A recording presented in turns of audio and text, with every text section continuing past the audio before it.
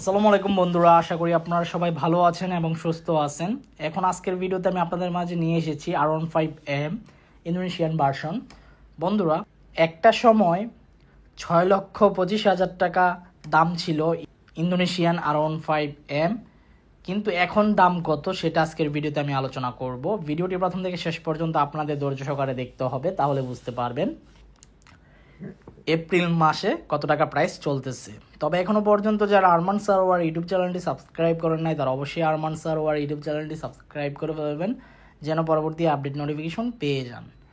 ইয়ামা R15M Indonesian version বাইকটির ব্যাপক চাহিদা বাংলাদেশের বাজারে, বাট বর্তমান প্রেক্ষাপটে যে প্রাইস, এই প্রাইসে আসলে এই বাইকটি ক্রয় করা সাজে কিনা সেটা আমি বুঝতেছি না।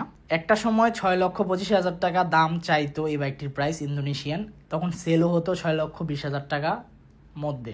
কিন্তু এখন কেন 6,25,000 বা 20,000 টাকা করে সেল করতেছে না?